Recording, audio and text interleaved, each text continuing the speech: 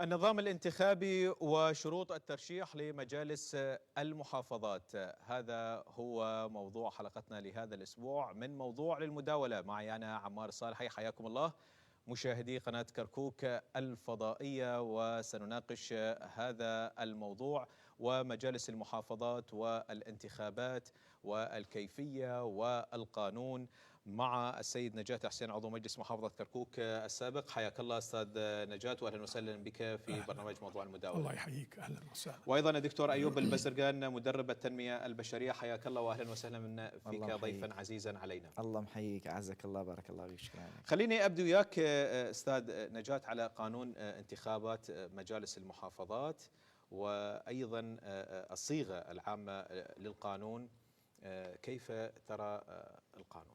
نعم، بسم الله الرحمن الرحيم. يعني طبعا احنا كشعب عراقي مستجدين في الديمقراطية، هذا أمر واضح. 20 سنة فقط، في حين الدول اللي استخدموا هذه الطريقة لإدارة الحكم والدولة والمحافظات صار لهم عشرات السنين، 100 سنة ربما. ولذلك لازلنا نشكو من طريقة تطبيق القانون وليس القانون. نعم. كثير من القوانين جيدة جدا، ولكن في التطبيق لدينا إشكال.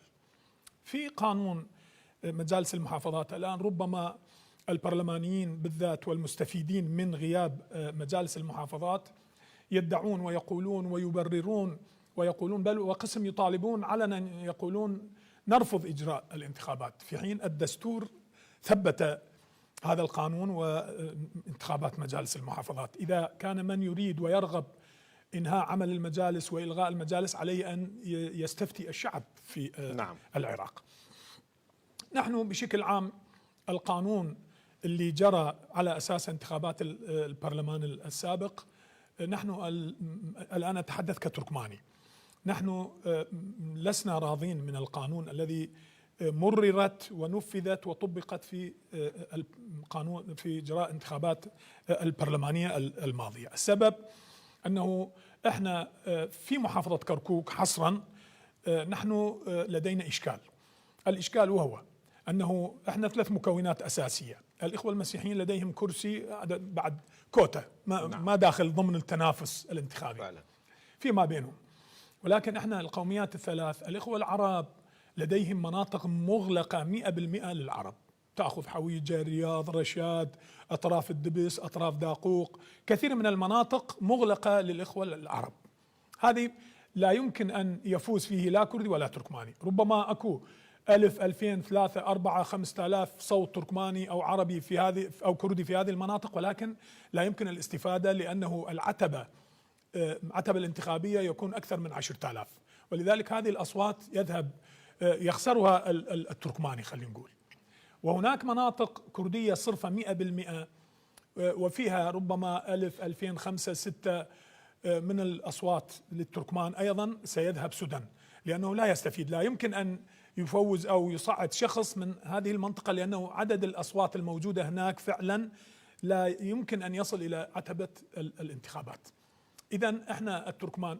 والمنطقة الثالثة اللي الانتخابات الماضية، المنطقة الثالثة الإخوة العرب والكرد شاركونا في هذه المنطقة، كركوك، أطراف كركوك، ضواحي كركوك، داقوق، تازة، هذه المناطق. ليش؟ لأنه التركمان، الشعب التركماني لا يوجد هناك منطقة صرفة 100% فقط وجود تركماني، دائما أكو خليط نسبة ولو بنسبة بسيطة.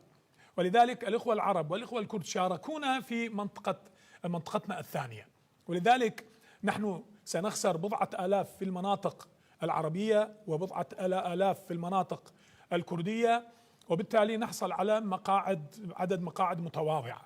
إذن نحن كتركمان، أنا ما أرجو أن يكون ممثلين في البرلمان أن يطالبوا أن يكون الانتخابات في كركوك دائرة واحدة، بحيث الصوت التركماني سواء كان في الحويجة، في الدبس، في داقوق، في كله يجتمع ويصب في قائمة واحدة كي نحصل على الأصوات الحقيقية للشعب التركماني. هذه مهمة جدا بالنسبة لنا. ثانيا، كركوك جرى عليه كثير من التغييرات الديموغرافية. في عهد النظام 450 ألف، هذه أوراق رسمية مثبتة في مادة 140. العوائل اللي استقدموا إلى كركوك 450 ألف نسمة أصبحوا يوم سقوط النظام، يعني تقريبا نصف. احنا 800 يوم سقوط النظام كان نفوس كركوك 855 ألف نسمة، 450 ألف استقدم من بقية المحافظات إلى كركوك لغرض تعريب مدينة كركوك. أنا قلت وأكرر، صدام عندما جاء بالإخوة العرب بلغهم أنه التركمان والكرد أعداءكم كذا، سنخرجهم من كركوك، وفعلا بنى قرى في الناصرية للتركمان في حينه. ولكن نحن بشكل عام في كركوك حولنا الإخوة العرب الذين جاءوا بتوجيه من النظام، حولناهم إلى إخوة أعزاء يعيشون معنا كإخوة الآن. هناك تصاهر، تقارب، تشارك معنا، ولكن هذه حقيقة. 450 ألف من الإخوة العرب، وبعد سقوط النظام ربما نفس العدد وأكثر من الإخوة الكرد. الآن الإخوة الكرد يقولون هؤلاء من أبناء كركوك أخرجهم صدام. فعلا نحن قلنا في حين ونقول الآن نعم، إذا كان كذلك فليثبت كل من يقول أنني من كركوك، هذه وثائقي، عند ذلك سنشترك في الانتخابات بشكل عام. أما أن يؤتى بأعداد بآلاف إلى كركوك لغرض تغيير نتائج الانتخابات، هذه مشكلة. النقطة مهمة جدا، أقول لغاية قبل سنتين ثلاث التركمان والعرب، نحن في مجلس المحافظة والبرلمان كنا نرفض إجراء انتخابات مجالس المحافظات في كركوك إلا بشرط التدقيق في سجلات الناخبين، تدقيق سجلات الناخبين، هذا كان مطلب العربي والتركماني. اليوم الإخوة العرب تركوا هذا المطلب، يقولون نريد انتخابات كما هو الحال في كركوك. ليش؟ لأنه من 2017 ولحد الآن تقريبا 4 سنوات ونص أيضا الإخوة جاءوا بأعداد كبيرة بالآلاف من الإخوة العرب إلى محافظة كركوك. في بغداد ينسقون ويؤتون بوثائق كي يثبتوا بأن هؤلاء من أبناء كركوك، ما بين 60 إلى 70 ألف نسمة. هذا الرقم يساوي مقعدين في مجالس المحافظات، ربما أكثر. ولذلك الإخوة العرب أيضا الآن اصطفوا إلى جانب الإخوة الكرد في البرلمان ويطالبون إجراء الانتخابات دون تدقيق سجلات الناخبين. لكن نحن كتركمان نقول لا، نحن شرطنا الوحيد كان ولا يزال أن يكون تدقيق في سجلات الناخبين. عندما عارضونا قلنا نعم، أكو بديل، خطة بديلة لهذا الأمر. إذا كانت التدقيق في سجلات الناخبين لا يمكن إجراء لأي سبب كان، الحل الثاني أن نذهب إلى تقاسم المقاعد 32% لكل مكون، لأنه بما أنه ماكو تدقيق فلنذهب إلى 32% لكل مكون إلى أن يتم إجراء تدقيق سجلات الناخبين. بعد ذلك سنذهب إلى الانتخابات بالشكل العام بالقانون العام. هذه كان اعتراضنا نحن كقانون لانتخابات مجالس. نعم، سوف ندخل في تفصيلات القانون أكثر سيد نجاة، لكن خليني أنتقل إلى الدكتور أيوب. دكتور أيوب، كنا نتحدث وأيضا تحدث السيد نجاة على عدد الدوائر الانتخابية بقدر مقاعد كوتا النساء، وأيضا يكون الترشيح فرديا والتصويت للمرشح الفائز الحائز على أكثر الأصوات. حدثنا على الكوتا والمقاعد وأيضا الدوائر الانتخابية. جيد، بارك الله بك. طبعا أنا راح أتسلسل بالمعلومات حتى تكون الصورة بشكل أوضح للمشاهدين والشعب كافة. بصراحة احنا نحتاج إلى وعي سياسي عند الشعب، عند الناخب، لما يروح ينتخب ليش ينتخب، لمن ينتخب، شنو العملية، شلون دا تصير. لأن هسه حاليا دا تشوف انه اكو اقبال على الانتخابات، لكن بعد الانتخابات النتائج الكل معترضين عليها. السبب وين؟ السبب انه ما عرفوا الآلية شنو. بداية شنو الانتخابات وليش؟ نعم. الانتخابات هي أساسها تنطي حق كل المكونات أن تمثل من ينوب عنها في هذا البلد الواحد في اتخاذ القرار والمصير في الحكومة. يعني كل مكون موجود في البلد الواحد له حق تقرير مصيره وانتخاب الشخص اللي يمثله. زين، احنا إذا نجي على الانتخابات المقبلة اللي راح تصير لمجلس المحافظات، مجالس المحافظات، شنو دورهم؟ شنو اللي راح يقومون به هذا المجلس؟ شنو دوره؟ لازم الشعب يعني يعرف دور المجلس حتى ينتخب على هذا اللي الأساس. يريده على هذا الأساس. طبعا أكو نوعين عالميا، نوعين من الانتخاب، أكو الانتخاب المباشر والانتخاب غير المباشر. الانتخاب المباشر أنك أنت تنتخب الشخص الفلاني بشكل مباشر، والانتخاب الغير المباشر أنك تنتخب شخص ينتخب لك اللي تريده، اللي هو هسه حاليا موجود في الكونغرس والولايات المتحدة الأمريكية. مجلس الشيوخ الناس ينتخبون ممثلين، هذول الممثلين ينتخبون رئيس الولايات. فمجالس المحافظات نفس الشيء. القانون العراقي رقم 122 ينص على أن يكون انتخاب المحافظ من قبل المجلس الذي انتخب من قبل الشعب. يعني يا ناخب يا عزيزي، لما أنت تروح تنتخب عضو مجلس محافظة، تنتخبه لأجل انتخاب المحافظ اللي أنت ببالك وتشوفه مناسب لقيادة هذه المحافظة. هاي النقطة الأولى. النقطة الثانية، أكو نقطة كلش مهمة، ألا وهي أنه أعضاء مجلس المحافظة واللي بيهم المحافظ، من أحد شروط عضويته في المجلس، من شروط العضوية لما يقدم شهاداته، أنه مثلا لازم ما يقل شهادته عن بكالوريوس، من أحد شروطه أنه يدخل دورات تدريبية تؤهله من العمل الذي يعني يوكل إليه، وهذا جدا مهم. دورات تدريبية، هذه الدورات التدريبية راح تعلمه شنو معناته أنت شغلك وين. والنقطة الأخرى أنه لازم يكون ترشيح المحافظ قبل ترشيح أعضاء المجلس. أكو مرشحين لمنصب المحافظ قبل إجراء انتخابات أعضاء مجلس المحافظة. ليش؟ لأن هذا عضو المجلس لما يجي على العملية الانتخابية، لما يسوق لنفسه، يسوق على أساس أنه راح ينتخب فلان شخص للمحافظ، حتى الشعب ينتخب هذا العضو، هذا العضو ينتخب للمحافظ اللي هو يشوفه مناسب.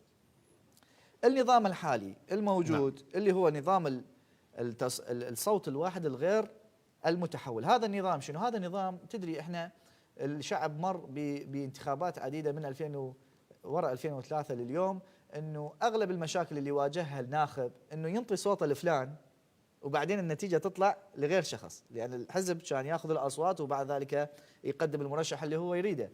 فهذا النظام الجديد استحدث، وهذا من الجيد انك لما تنتخب الشخص اللي تريده راح يبقى تنتخب الصوت مالك راح يروح للي انت تريده فقط. اما تقسيم المحافظات على عدد من الدوائر، هذه شلون تصير؟ تصير انه كل مليون 10 مقاعد، يعني عدد مجلس المحافظة راح يكون 100,000 لكل مقعد. لا، كل مليون 10 مقاعد، ورا المليون كل 200,000 مقعد. إحصاء كركوك الحالي المعمول عليه 1,600,000. إذا تحسب عدد المقاعد 10 زائدا 600 كل 200 مقعد معناته 13 مقعد.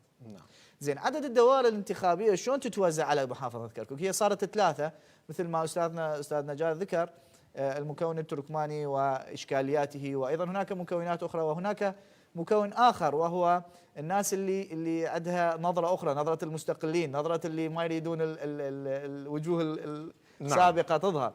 هسه أيضا راح أتكلم عليه، لكن للتوضيح هذه الدوائر الانتخابية الثلاثة قسمت على أساس الكوتا، كوتا النساء. شنو كوتا النساء؟ كوتا النساء يقول 25%، يعني كل 4 واحد من عندهم لازم امرأة، ترشح امرأة. عددنا احنا ايش قد؟ 13. 13 إذا انقسمها 12 يطلع بيها ايش قد؟ 3 أرباعات. فمعناته كم كوتا بيها؟ 3 كوتات. كل كوتا تستحق دائرة انتخابية، فصارت 3 دوائر انتخابية في محافظة كركوك على هذا الأساس. بالنسبة للفائز شلون يفوز؟ طبعا اللي يجيب بالدائرة الواحدة عدد أصوات أعلى راح يفوز بالمقاعد. هذه بالنسبة للتوضيح للناخب لما ينتخب، حبيت أوضح له أنه شلون ينتخب وليش ينتخب وشلون راح يوصل للي يريده. نعم، وأكيد احنا سنكمل الحوار معك، وأيضا سوف نخوض بالتفاصيل أكثر. كما نذكركم مشاهدينا الكرام أن هذا البرنامج برعاية منظمة ستيب للديمقراطية والانتخابات. خليني أعود لك أستاذ نجاة على القانون ومشاكل القانون، وأيضا المدة التي حددها رئيس الوزراء في الشهر العاشر. مدى إمكانية إجراء الانتخابات في هذه المدة في ضوء الظرف السياسي؟ يعني أنا أرى بأن المشكلة في العراق المسؤول أو المنظومة التي تعمل لا يهتم بالقوانين الذي المفروض أن يلتزم بها. وعلى رأس القائمة البرلمان يجب أن يكون هو المنفذ والمطبق الأول لقوانين الذي هم يصوتون عليها في العراق. على سبيل المثال مثلا مسألة الانتخابات. نعم. عام 2017 شهر ال11 لما ارتجل الأخ الحلبوسي وأنهى عمل مجالس المحافظات بتصفيق وتهليل من قبل الأعضاء، في حين كانت تظاهرات مطوقين البرلمان يطالبون طردهم من البرلمان، ولكن هم قدموا مجالس المحافظات كضحية. طيب لحد الآن يقولون القانون يقول 4 سنوات وهم مرت عليهم 6 سنوات، أنا معهم في هذا الأمر، ولكن القانون لا يسمح لك أن تنهي عمل مجالس المحافظات دون الدعوة إلى إجراء انتخابات.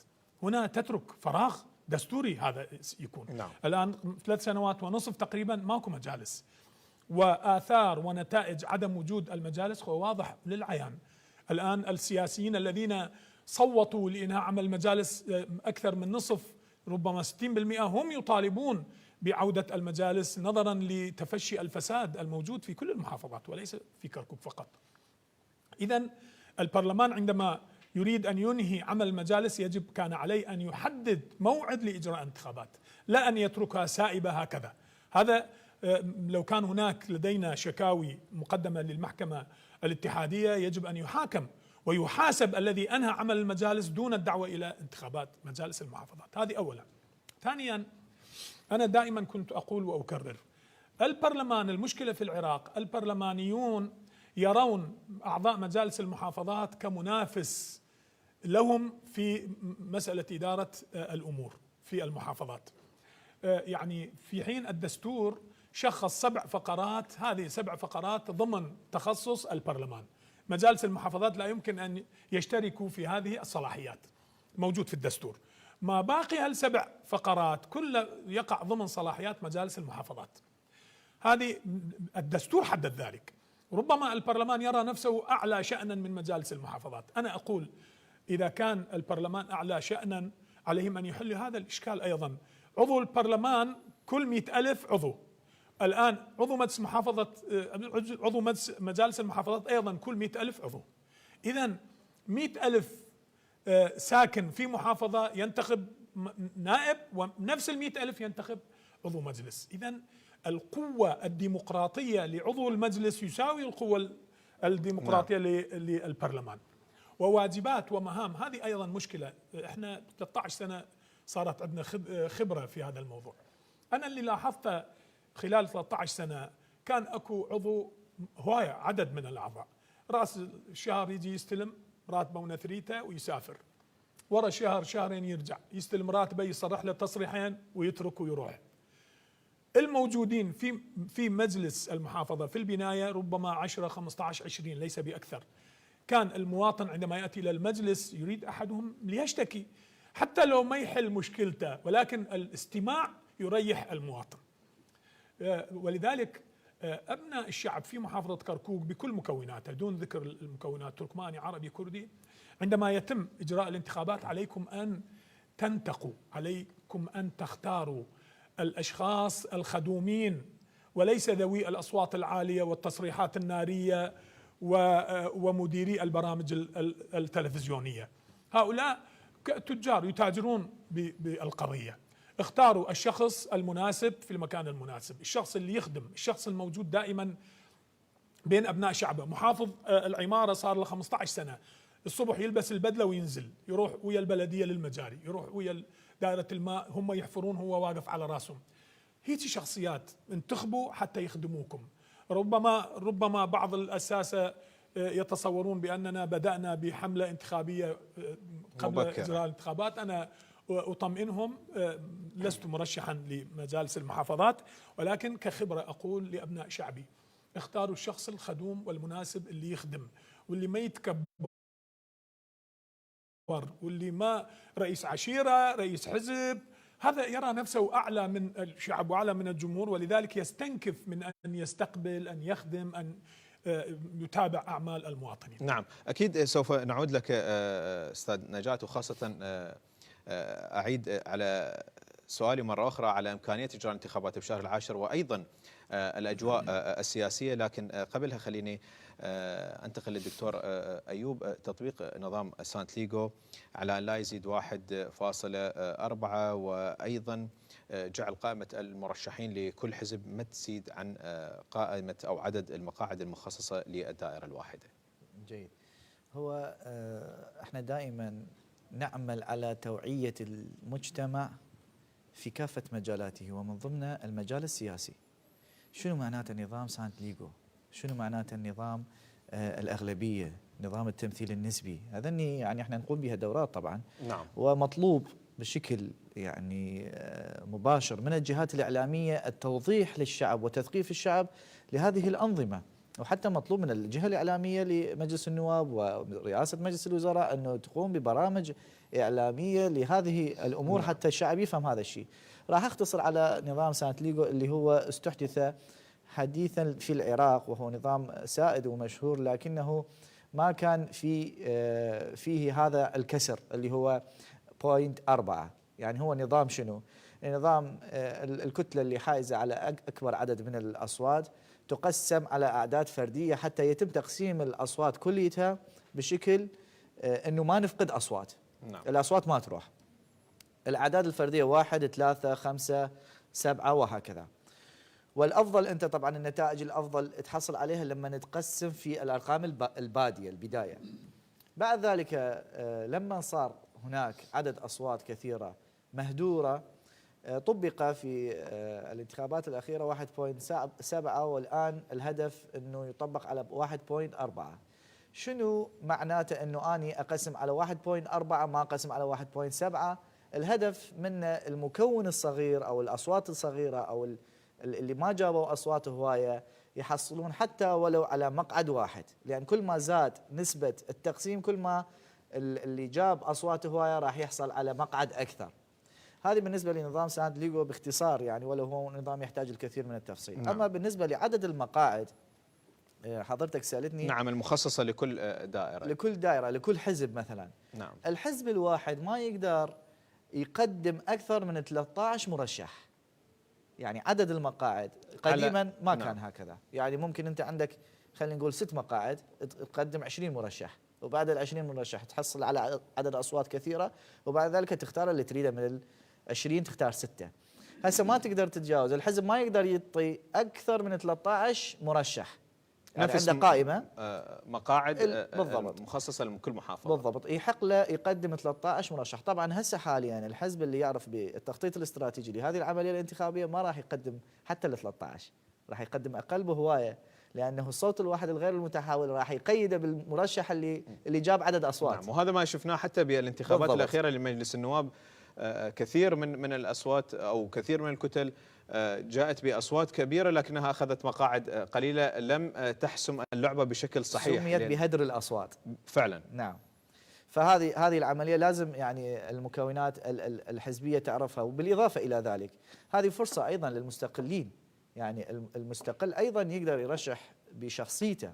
وأنا أعتقد حاليا بالنسبة للوعي الاجتماعي اللي تطور واللي وصل اليوم لهذه المرحلة، الشعب قام ما يريد يعني يدخل التجارب السابقة اللي فشلت.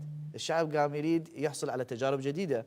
بالإضافة إلى ذلك ممكن أنه الناخب هالمرة ما ينتخب على أساس القومية ولا الحزبية ولا الطائفية ولا الدينية حتى، مثل ما يعني الأستاذ ذكر أنه أنت عليك أن تنتخب اللي عنده العملية التطويرية اللي راح يقوم بها هذا الشخص أو هذا المرشح. هسه الأحزاب حتى قامت ما تسوق لنفسها بقوميتها وطائفيتها ولا بماضيها، قامت تسوق لنفسها بأعمالها الخيرية وبناء المدارس وبالإنشاءات اللي تقوم بها هسه حاليا. ولذلك نشوف هسه أكثر الأحزاب حتى تعمل مع المنظمات. نعم. ليش؟ لأنه فهمت أنه الشعب يريد من عندها إنجاز، ما يريد من عندها خلافات شعارات. سابقة. نعم. ما يريد من عندها شعارات. فهسه حاليا لازم كل مرشح يكون عنده نظام الانتخابي اللي قدمه أقل شيء. مثلا هسه أنا سواء كان كردي عربي تركماني شنو الفائدة إذا حزبي يصعد وما عندي كهرباء بالبيت؟ يعني أريد واحد يجي يحل لي مشكلة الكهرباء، ما أريد نعم. ما أريد يكون من حزبي ولا من طائفتي، حتى ممكن مو من ديانتي. أنا أريد الخدمات. عالميا هسه حاليا كل الأفكار المتقدمة تصب نحو الخدمات المقدمة للبلاد، والأحزاب تعمل الخدمات حتى ترشح نفسها للانتخابات، وليس الطائفية والحزبية اللي احنا يعني اعتقد راح نطلع من عندها. نعم. أكيد يعني هذا ما يتمناه الجميع، هي الغاية من الانتخابات هو تحسين الوضع نعم. الخدمي، وأيضا السياسي، وتحسين وضع الفرد والمواطن العراقي. خلينا أجيك سيد نجاة على الجو السياسي العام.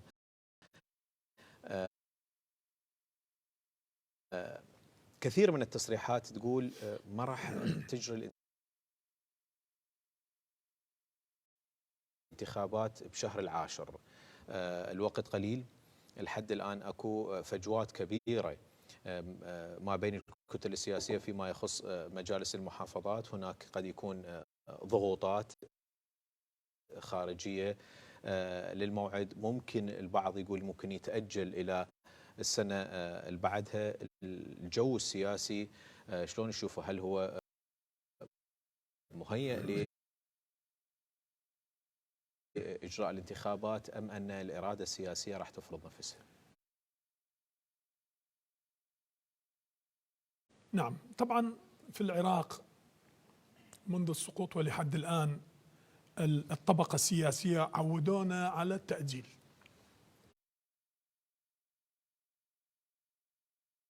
والدليل الآن رئيس البرلمان 4 سنوات كان رئيس برلمان، والآن صار له سنة، ويصرحون يقولون هناك 100 قانون في الأدراج، 100 قانون. طيب أنتم خلال 4 سنوات مئات المليارات من الدنانير، رواتب ونثريات وسيارات، ماذا فعلتم؟ 4 سنوات يعني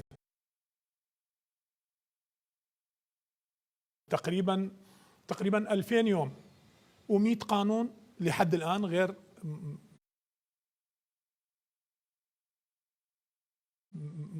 لم يتخذوا قرارا بصددها. 100 قانون الآن في الأدراج، في حين الآن يجب أن يعملوا ليلا ونهارا من أجل إكمال هال100 واستلام 100 أخرى من أجل أبناء الشعب العراقي. هذه أولا. ثانيا، الأجواء السياسية لا يمكن التنبؤ بها في العراق، مثل أجواء الربيع، ما تدري شمس شو ساعة مطرت. الآن خلافات إذا ظهرت، المشكلة أين؟ المشكلة ربما لا يوجد خلافات على قانون مجالس المحافظات، بل سيظهر مشاكل على الموازنة، ومن أجل تعطيل الموازنة يستخدم مجالس المحافظات. هذا أيضا موجودة، ولكن أنا أقول في المحصلة إذا لم يتم إجراء في شهر العاشر، ولو أني 80% أعتقد راح يصير في العاشر من 10 بشهر العاشر من هذه السنة، وإذا تم تأجيله شهرين 3 4 لا بأس، هم أجلوها 4 سنوات، لا يضر إذا تم تأجيله، ولكن سيتم إجراء الانتخابات، لأن هناك مطلب من أكثرية الطبقة السياسية المتضررة من تفرد المحافظ في المحافظات، يطالبون ومصرون على إجراء انتخابات للمجالس المحافظات. إذا تم تأجيل شهرين 3 لا بأس، لا يوجد مشكلة في تصوري.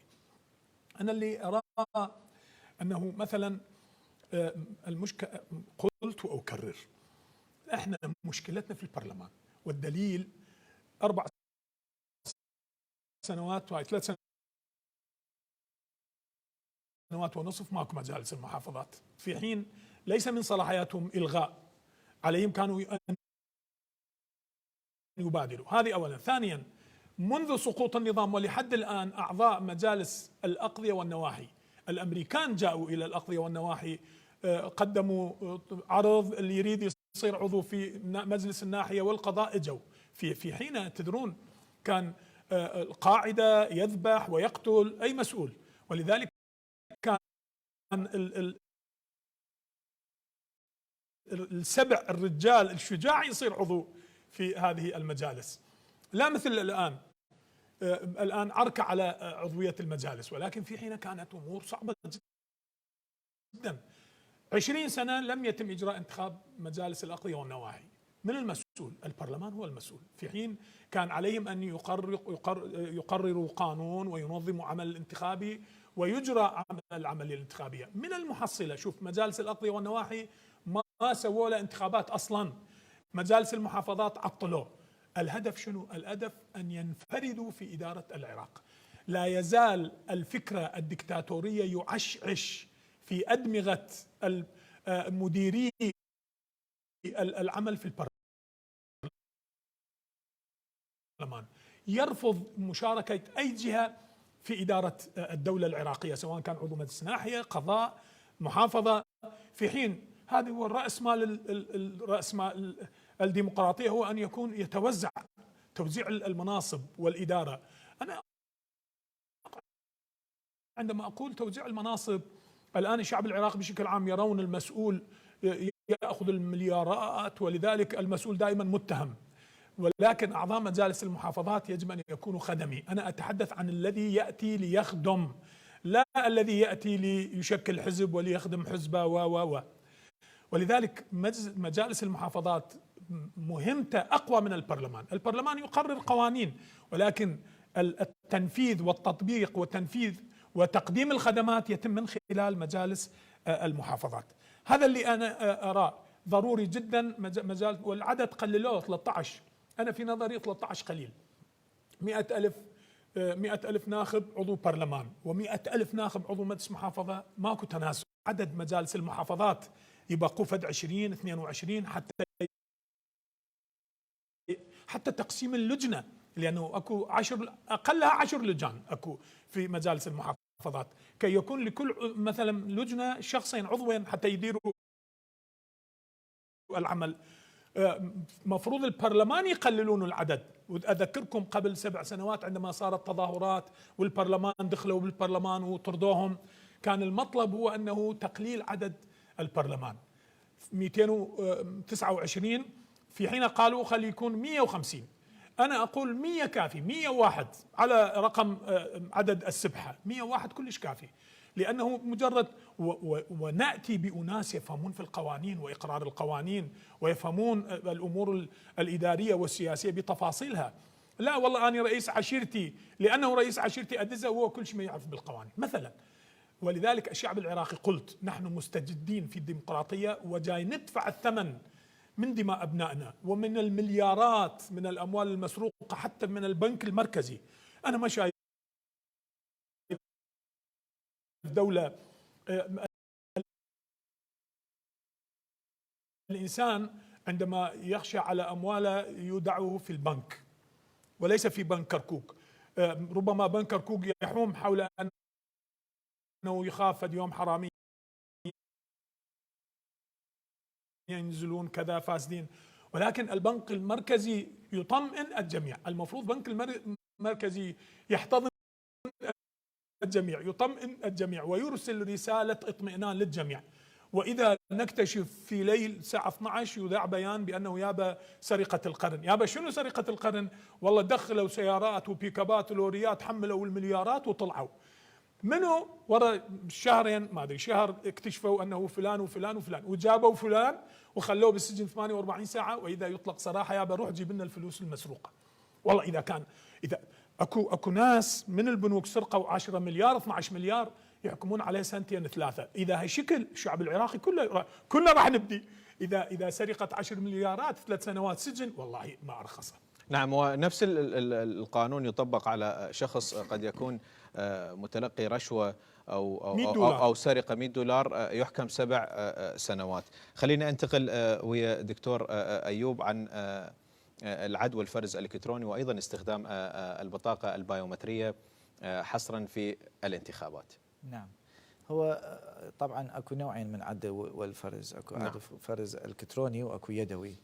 طبعا من خلال التجارب ومن خلال الذي حصل، العد الفرز الالكتروني هوايه افضل من العد والفرز اليدوي. اليدوي ممكن يتلاعبون به اي جهه من الجهات، إضافة إلى تأخير الوقت. اضافه الى تاخير الوقت. اما العد والفرز الالكتروني هو جهاز، هذا الجهاز ما عايد لاي جهه، فهذا الجهاز ما ممكن انه ينحاز لاي طرف، فالافضل انه يكون العد والفرز الالكتروني، وهذا ما ذهب اليه اعتقد المفوضيه للانتخابات. نعم، ولكن لكن المحكمة أيضا المحكمة الاتحادية أقرت العد والفرز اليدوي عندما اعترضت بعض الكتل على العد والفرز الإلكتروني. طبعا اكو مشكله، نعم. مشكله في الوعي لاستخدام هذا الجهاز. يعني هذا الجهاز به امور بسيطه لازم الواحد يتدرب عليه بشكل صحيح، ونحن نعاتب المفوضيه انها يعني تقوم باجراء دورات سريعه جدا خلال وقت قصير لمن يعمل على هذا الجهاز. فهذا الجديد اللي جاي اول مره يعمل على الجهاز تلقاه يقع في بعض الاخطاء في تشغيله، في تاخيره. ممكن حتى بعض المحطات قامت الساعه 10 ونص يلا فتحت. ليش؟ لانه ما يعرف في شغل الجهاز بشكل صحيح، وهذا طبعا ده ياثر بالنتائج. المهم الخطوه الاولى تدريب من هسه، يكون هناك كادر تدريبي متخصص في تشغيل الجهاز، الموظف اللي يقعد على الجهاز، هذا اولا. الثاني اكو خاصيه كلش مهمه وكلش ضروريه، واحنا نستغرب يعني انه هي مستبعده، الا وهي خاصيه العد والفرز الآني. مباشرة تدخل الورقة في كل، يعني تقدر وسائل الإعلام كلها تنقلها، في كل الشاشات تطلع الورقة هذه راحت لفلان. والجهاز نفسه الموجود حاليا هسه بالعراق عنده هذا النظام، وعنده اللاسلكي والواي فاي. مباشرة الأجهزة تنطيك الأرقام في نفس اللحظة عند دخول الورقة إليها. طبعا هذه ما راح يعني تبقي أي شك عند المواطن وعند الناخب أنه هذا صار به تزوير أو في تلاعب، لأنه النتائج تظهر قدام عينه، وهذا ضروري جدا في الوضع الحساس الحالي في العراق. حتى فيما يخص نسبة المشاركة دكتور أكيد. أيوب، أيضا عندما تطلع فلان أيضا هو عدد لشخص لمواطن، بالتالي إحصائية نسبة المشاركة أيضا سوف تكون واضحة، خاصة إذا الناخب يعرف أنه هذه الخاصية راح تتفعل، راح يجي للانتخابات وراح يشارك بشكل مكثف، لأنه راح يطمئن للنتائج. أما حاليا بصراحة يعني أقدر أقول لك 60-70% من الناخبين ما لديهم ذاك الاطمئنان الكافي في الانتخابات للتجارب اللي فشلت سابقا. فاحنا نطالب بشكل يعني نحث على انه هذه الخاصيه تفعل، كونها موجوده، كونها بسيطه جدا، وكونها متوفره. فالمفوضيه لازم الحكومه هي اللي يعني اذا ما كانت قاصده شيء اخر، يعني هي اللي تطالب المفوضيه من تفعيل هذه الخاصيه، واعتقد هذا ممكن. نعم. سيد نجاة، خليني أنتقل لك في سؤال أخير. وقت البرنامج بدأ يداهمنا على كركوك ومجالس المحافظات وخصوصية كركوك، وكركوك سوف تمضي بالانتخابات مع البقية دون خصوصية أو دون استثناء. هل هناك اجتماع لجان مشتركة فيما يخص مكونات كركوك في مجالس المحافظات أو ما بين الكتل، بعض اللجان، بعض المشتركات، بعض اللقاءات، الاجتماعات فيما يخص المكونات والقوميات في كركوك؟ يعني احنا خلال 13 سنة بالمجلس كان اكو هواية اجتماعات وحوارات ولقاءات، انا اعتبرها لقاءات واجتماعات الطرشان. احنا التركمان مطلبنا ثابت، نقول نريد تدقيق سجلات الناخبين، واذا ماكو 32% الاخوه الكرد يقولون لا، سنذهب بالانتخابات بهذه الاصوات وبهذه الكيفيه والقانون العام العراقي لانتخابات مجالس المحافظات. الاخوه العرب الان غيروا الموقف، كل من يتحدث عن رايه. عشرات المرات لماذا تم تاجيل الانتخابات من 2009 لغايه الان؟ لأنه كان البرلمان دائما يرمي الكرة إلى الساحة، إلى كركوك، يقولون أنتم المكونات الثلاث اتفاهموا واتفقوا على قانون جيبوه للبرلمان احنا نصوت. لم نتفق، لم يتم الاتفاق. أخير شيء منظمة هولندية جاءت وأقنعت ممثلي التركمان في البرلمان في حينه، ووافقوا على إجراء الانتخابات دون تدقيق أو قبل التدقيق. قالوا بأنه سيتم تدقيق السجلات بعد 6 أشهر، بعد 6 أشهر من الانتخابات. ولذلك الآن أنا كتركماني وكمطلب أطالب تدقيق في سجلات الناخبين، ولكن هل سيتم؟ أنا أقول لا يمكن، لأنه الإخوة الكرد والعرب اتفقوا على أن يمرروا قانون الانتخابات مثل باقي المحافظات. هذه يخدم مصالحهم طبعا بالتأكيد، ولذلك سنذهب إلى الانتخابات. ولكن الشيء الوحيد الذي أطالبه من ممثلينا نحن التركمان في البرلمان، على الأقل أن يطالبوا أن يكون أو أن تكون كركوك دائرة واحدة، كي لا نخسر ما لا يقل عن ربما 12 إلى 15 ألف صوت تركماني في المناطق اللي إحنا أقلية بها، المنطقة الأولى والثانية والثالث. خلي يركزون على هذه، كركوك دائرة واحدة حتى نخلص من هاي المشكلة، وبالتالي كل مكون يحصل على عدد الأصوات الحقيقية والواقعية الموجودة في الدوائر الثلاث اللي أجرينا الانتخاب على أساسه. احنا طبعا احنا تركمان خسرنا ربما ما لا يقل عن 38 ألف صوت حتى في دائرة الثانية اللي كنا به، لأنه أكثر من 40 مرشح نزلوا. ربما سنأخذ درس وعبرة من الانتخاب الماضي، وسيكون التركيز على 4 5 أو 6 شخصيات من التشكيلة التركمانية في كركوك، كي نحصل على الأقل إذا مو 4 مو أقل من 3. نعم. أيضا في سؤال أخير دكتور أيوب، على التأكيد على تسجيل المواليد 2001 و2 و3 و4 و5، وأيضا حث هذه المواليد الجديدة على التسجيل بايومتريا. طبعا احنا من خلال التنمية المستدامة للعملية السياسية نعرف ومتأكدين ومتيقنين أن الشباب هم الذين يستاهلون يقررون مصيرهم، كونهم أكثر الناس راح يعيشون في هذا البلد. يعني أنا أستهدف الشاب أكثر مما أستهدف اللي عمره 40-50 سنة. باختصار حتى يعني ما نطيل في هذا الموضوع، كل واحد عمره وصل 18 سنة وفوق من حقه أنه ينتخب. فمن خلال هذا البرنامج احنا ندعو كل واحد يشوف نفسه أنه فوق هذا السن القانوني اللي هو يحق له أنه ينتخب، يذهب إلى تحديث بطاقة البايومتري اللي هو إذا ما موجودة ما يقدر ينتخب. نعم. هذه ضرورية للانتخاب. طبعا أكو عندنا مواليد كلش هواية ما محدثة ولا مطلعة البطاقة، أو يمكن حتى ما تعرف أنه هي من حقها أن تنتخب. مواليد 2001 2002 2003 2004 2005 عندنا هواية من هذول المواليد حاليا موجودين يعيشون بالكركوك وما عندهم بطاقة البايومتري. ممكن أهلهم يقولوا لهم يوعوهم، ممكن الإعلام يوعيهم أكثر حتى يقبلون على الانتخاب. أحب أنه أوجه رسالة للشعب العراقي كافة، أنه كل شعب إذا ما قرر مصيره وما خطط لنفسه ممكن يكون خطة لغيره. ضروري جدا الوعي السياسي، ضروري جدا أن احنا نتعلم شنو معناته الانتخابات وشنو معناته شلون نقرر مصيرنا. كل القوانين الموجودة هسه حاليا احنا ما كتبناها، كتبوا لنا إياها. احنا شلون نقدر نعرف نكتب قانون؟ شلون نعرف نكتب قانون انتخابات؟ ما نعرف إلا لما يصير عندنا وعي سياسي بالعملية السياسية، شلون نبني بلد وشلون نبني مجتمع.